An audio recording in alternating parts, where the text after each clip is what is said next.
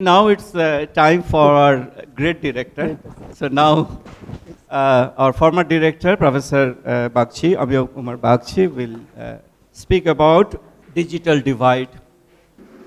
First of all, let me thank the Institute of Development Studies, Kolkata, and in particular its director, Professor Achin Chakraborty, and its librarian, Sanjay Kaur.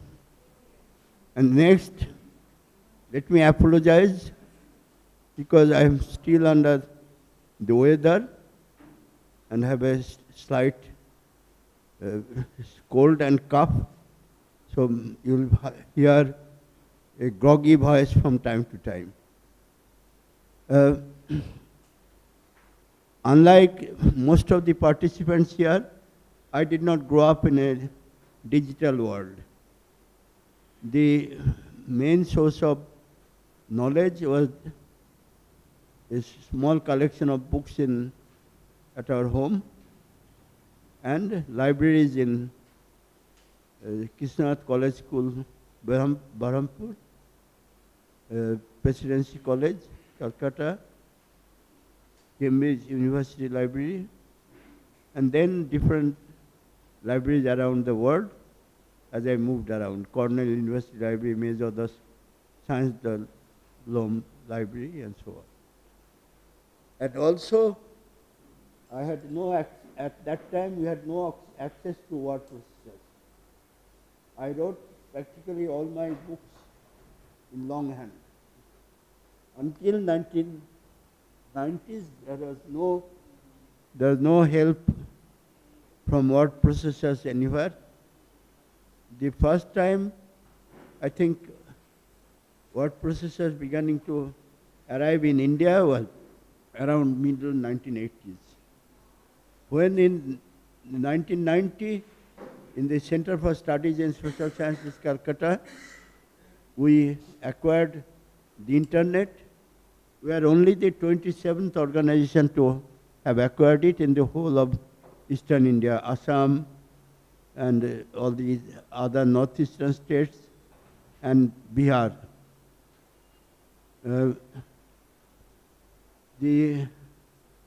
As Professor Chakraborty has already said, the basic foundation of the digital divide is a learning divide. There is no question about that. But the digital divide has many different forms and in many different countries and many different states of India. And what I will do, with your permission, is to read out some of the information I have gathered about that.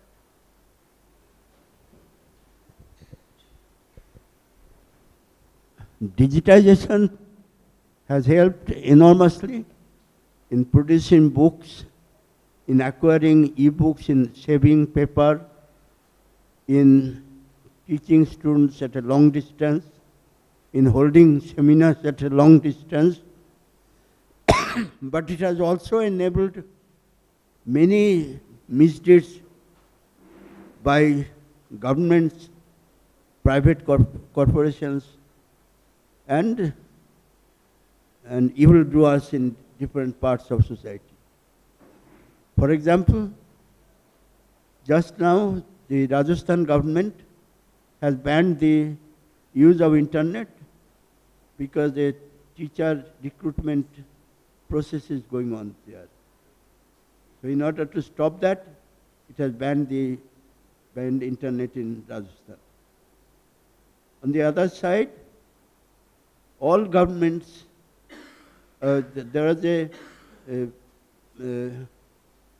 scandal which broke some years back because an firm called Cambridge Analytica had harvested data from all Facebook users and sold them to private corporations and to politicians around the world. It broke only when a whistleblower, Christopher Wiley, came out with that information. More recently, there has been a spyware floated by the Israeli firm NSO called Pegasus. And practically all governments in the world, including our government, although the government has denied it, has used it to spy on journalists, activists, and political opponents. So these are some of the major misuses of digital media that can happen. And there is very little protection of private firms, private individuals of this. There is this notorious example of Stan Swamy and Rona Wilson, who have been arrested under the draconian Unlawful Activities Prevention Act. Their computers had in fact been hacked and misinformation had been planted in there. Still, the government has not recognized that, although it has come out in the open quite clearly. And Stan Swamy died as a martyr, and Rona Wilson and several others who have been arrested on this same law are languishing in jail with no redress, because under the UAPL law, the government is not compelled to bring up the accused to court in a defined time. Now I will turn to what I have written on other aspects of the topic: digitization, digital divide in education and society. Digitization of information, knowledge, and news has led to enormous benefits, as I have said, and it has also led to the its misuse by governments and private corporations. In the case of Cambridge Analytica, Facebook was fined. The CEO of Facebook, Mark Zuckerberg, had to apologize, and Facebook had to pay a fine of $5 billion, which is nothing compared with the profits that Facebook earns. I am not a user of any of this social media, and hearing about this news has convinced me that it was wise on my part not to join them.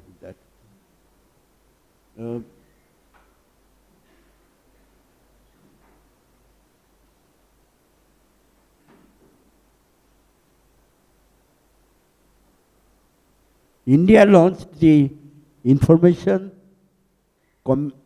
Communication and Technologies for Development (ICTD) project, and with a lot of fanfare.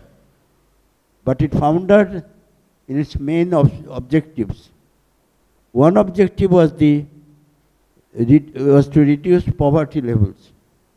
India has continuously gone down in the global hunger index. It now ranks below all South Asian countries except Afghanistan, and also below most sub-Saharan countries according to that index. Another principal objective was to reduce the digital divide. The degree or extent of digital divide also depends on the level of literacy and per capita income. In Kerala, for example, the most literate state in India, almost all college students have access to smartphones.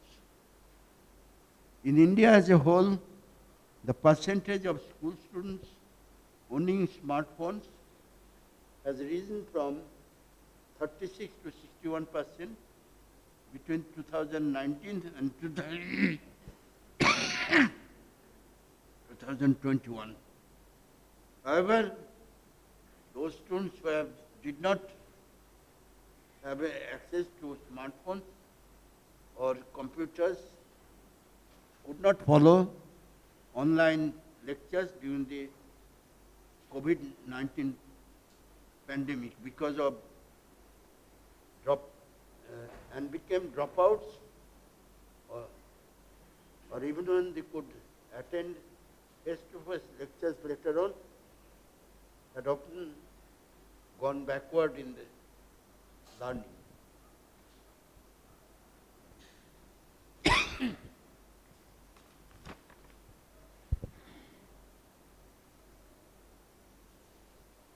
For example, in West Bengal, this year there are 400,000 less students sitting for Madhyamik examination than last year. That means those 400,000 students are completely lost to learning during their lifetime. There is also a digital divide between developed and developing countries. Among the latter, only China is digitally equipped, almost at the same level as developed countries. I am counting South Korea, Taiwan and Singapore as developed countries, countries or regions, because both their per capita incomes and their literacy levels are on the same level of as that of most European countries. In Singapore is in fact richer than most of the southern European states. The UN Human Development Report shows that Sub-Saharan Africa is the least developed region of the world in terms of life expectancy, school enrollment ratio, and income. Although Africa makes up 14.1% of the world population, only 2.6% of internet users live in Africa. The data are from the year 2006.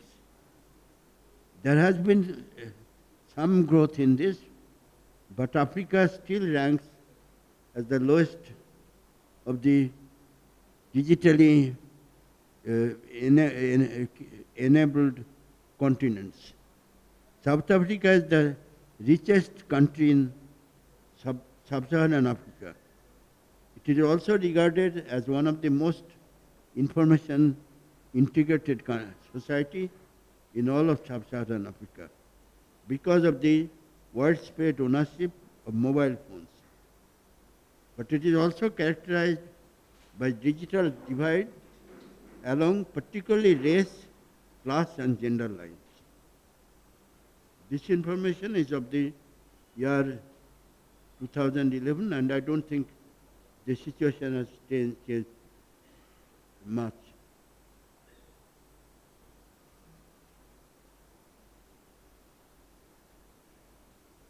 One reason for the low use of information and communication technology in Africa, including South Africa, is that the price of ICT is higher there than in other regions of the world. The Brundtland Commission in its 2013 report pointed out that while the gender gap was only 2% in the developing world, in the developed world, it is 16% in the developing world. In its 2013 report, that commission also estimated that the fixed broadband penetration was only 2.2 per 100 persons in South Africa, placing it as 111th among the countries investigated. For Africa as a whole, as of 2022, only 60% of the population is connected with the internet. This is because of restricted access, affordability, skills training, and education. The digital divide is much worse for women than for men. As I said, the gender gap in digital access is a universal. Globally, women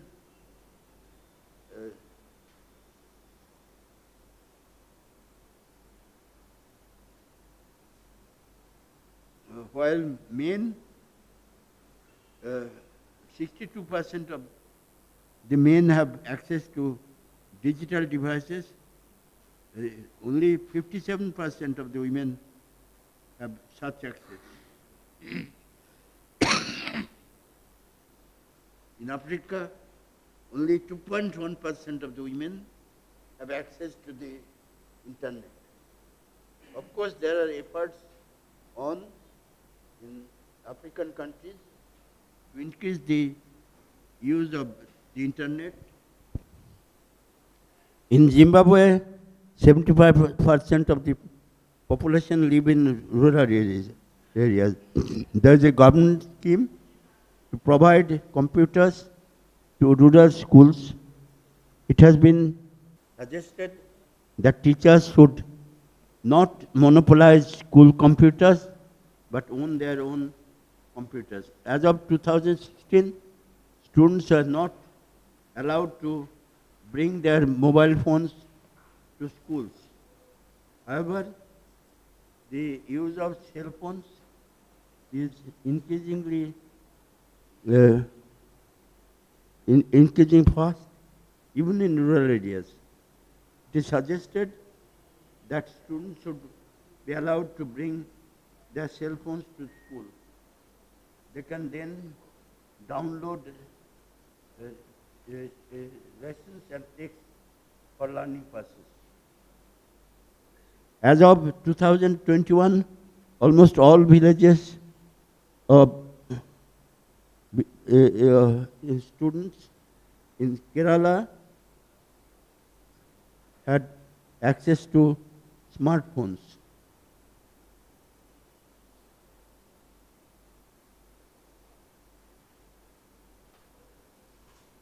But the situation was very different in Bihar, West Bengal, Uttar Pradesh.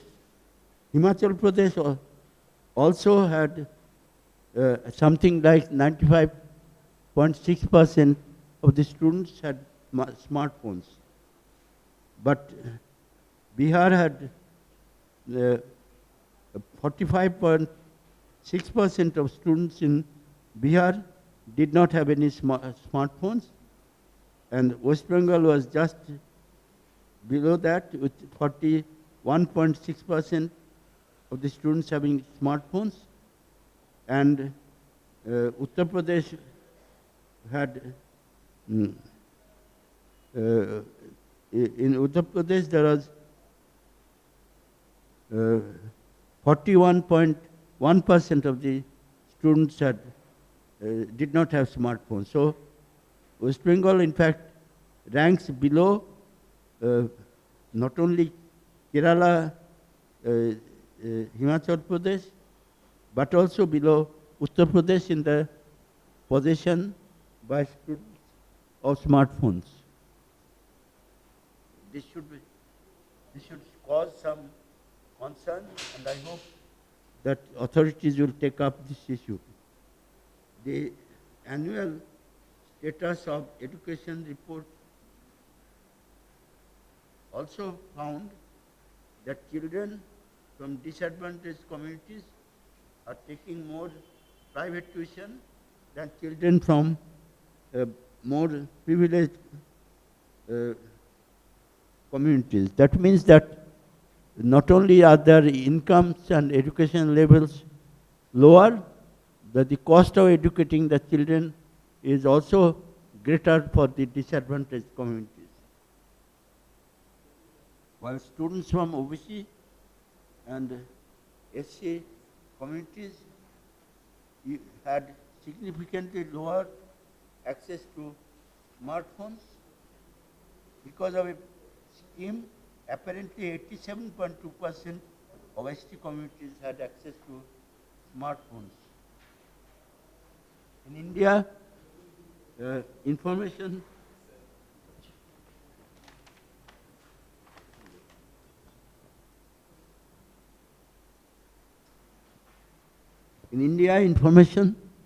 and communication technologies for development was assiduously promoted, but as I pointed out earlier, much of its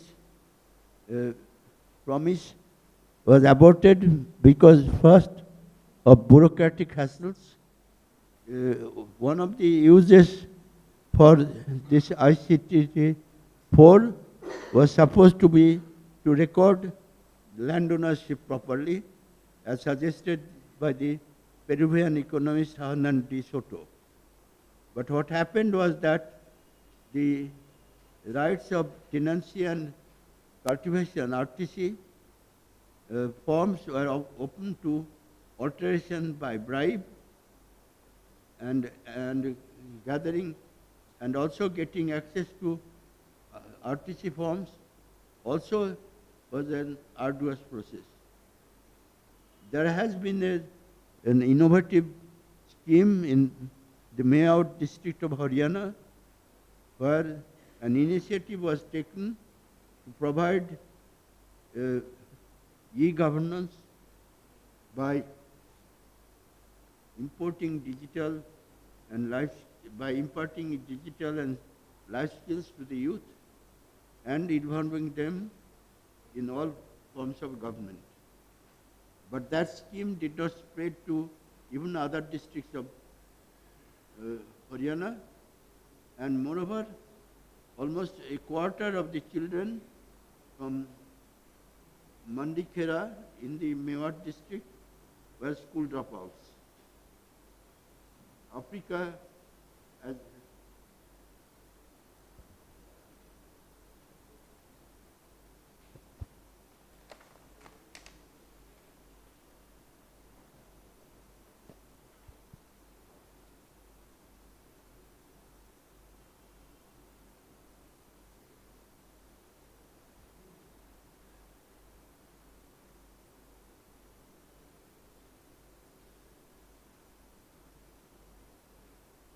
in Bihar, as of 2021, 1.3 crore students had no access to smartphones or the internet. The government gave mobile phones only to 42 students. As I have already said, that Bihar was followed by Jharkhand, by Jharkhand where 3.2 million students had no access to mobile phones.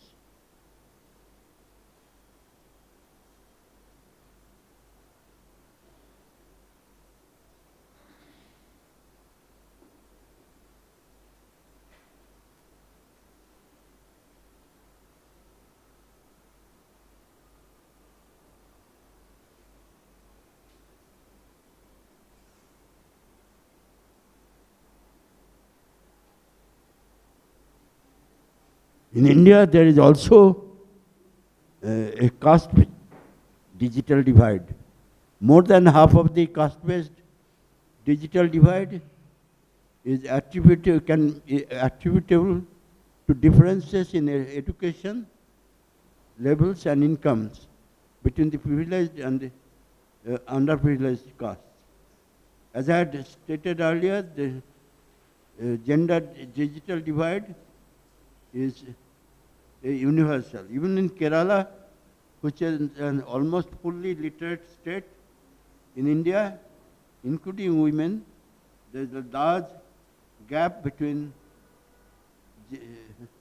men and women in access to and use of the internet and smartphones. I'm sorry, it was a very, what shall I say, labored talk, but I am very thankful to the audience for patiently listening to me.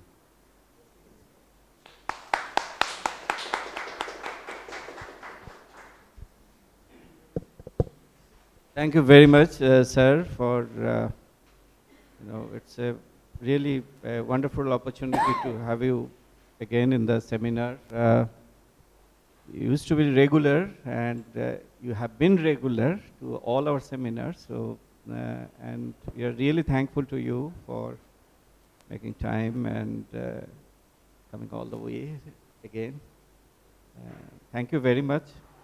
So now we'll break for lunch. And, some announcement by Sanjay.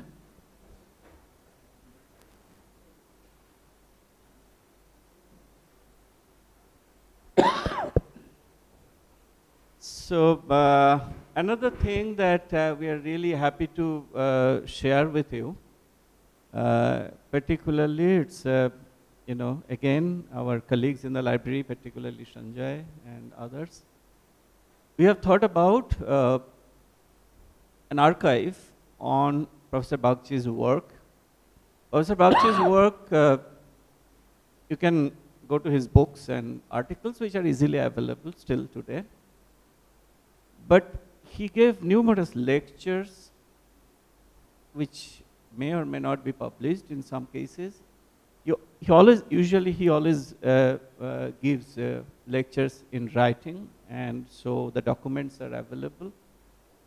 And also he knows so many people around the world, and his interaction with them, and we have some ideas about that, so we'll write to them also so that they can share their experiences with Professor Bagchi and the kind of scholar that Professor Bagchi is.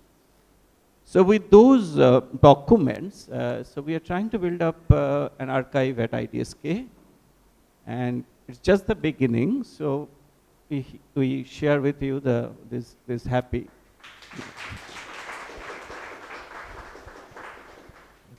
Many thanks for this initiative. There also have been people associated with the institute as directors, very distinguished scholars like Irfan Habib, Subhashachi Bhattacharya,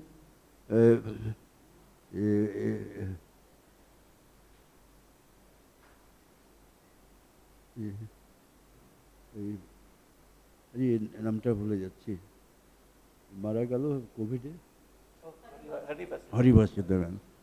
I think if the IDSK is thinking of building up an archive, I think they should also be included in that. Particularly in the case of, fortunately, Professor Irfan Habib is still active, and he may not be willing to give his works as archive now, but in Subhashachi Bhattacharya and Hari Vasudevan has left an enormous volume of work, and it should be both a duty and a privilege for the IDSK to build up an archive for them.